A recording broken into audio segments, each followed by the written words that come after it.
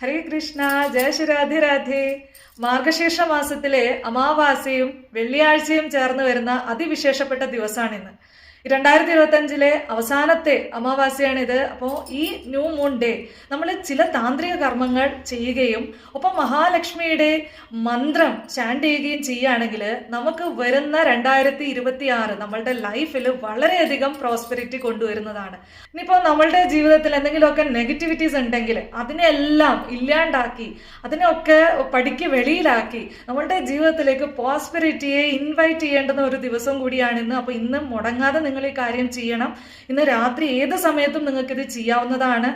സൂര്യാസ്തമയം കഴിഞ്ഞു കഴിഞ്ഞാൽ ഏത് സമയത്ത് വേണമെങ്കിലും നിങ്ങൾക്ക് ചെയ്യാം. കാരണം അമാവാസ്യ തിഥി ഇന്ന് ഫുൾ നൈറ്റ് ഉണ്ട്. അപ്പോൾ നമുക്ക് എപ്പോൾ വേണമെങ്കിലും ഈ താന്ത്രികം ചെയ്യാവുന്നതാണ്. ഇനി ഈ താന്ത്രികം ചെയ്യാൻ നിങ്ങൾക്ക് ആവശ്യമായിട്ടുള്ള കാര്യങ്ങൾ: ഒരു ബേ ലീഫ് വേണം, അതുപോലെ തന്നെ ഒരു കർപ്പൂരം, ഒരു 3 ഏലക്ക, 2 ഗ്രാമ്പു, കുറച്ച് മഞ്ഞൾപ്പൊടി, കുറച്ച് ഉപ്പുപൊടി. ഇത് ഏലക്ക ഗ്രാമ്പുവും നമ്മൾ പൊടിച്ചെടുക്കണം, ഉപ്പ് നമ്മൾ പൊടിച്ചെടുക്കണം, കല്ലുപ്പ് പൊടിച്ചെടുക്കണം, മഞ്ഞൾപ്പൊടിയും. ആദ്യം നമുക്ക് ഈ ബേ ലീഫിൽ കുറച്ച് മഞ്ഞൾപ്പൊടി ഇട്ട് കൊടുക്കാം. ഓം ശ്രീം ശ്രീയേ നമഃ, ഓം ശ്രീം ശ്രീയേ നമഃ ചാൻഡ് ചെയ്തുകൊണ്ട് ചെയ്യുക. അടുത്തത് കല്ലുപ്പ്. ഇതിൽ കുറച്ച് കല്ലുപ്പ്, കുറച്ച് മതി, ഒരുപാട് ആവശ്യമില്ല. ഓം ശ്രീം ശ്രീയേ നമഃ.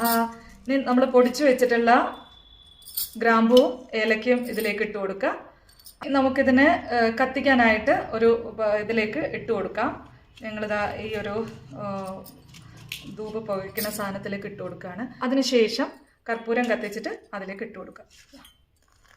ഈ ബേ ലീഫ് ഇങ്ങനെ കത്തി അതിലുള്ളതെല്ലാം ഇങ്ങനെ കത്തിത്തീരുന്നതാണ്. ഇനി ഇത് കത്തുന്ന സമയത്ത് നിങ്ങൾ ചാൻഡ് ചെയ്യേണ്ടുന്ന മന്ത്രം ഇതാണ്: ഓം ശ്രീം ഹ്രീം കമലേ കമലാലയേ പ്രസീദ പ്രസീദ, ഓം ശ്രീം ഹ്രീം ശ്രീം മഹാലക്ഷ്മിയേ നമഃ.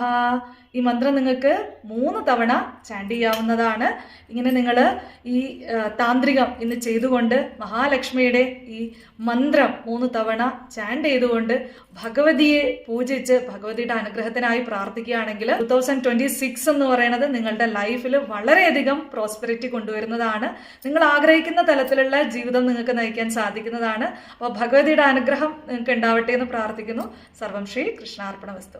ജയ ശ്രീ രാധേ രാധേ.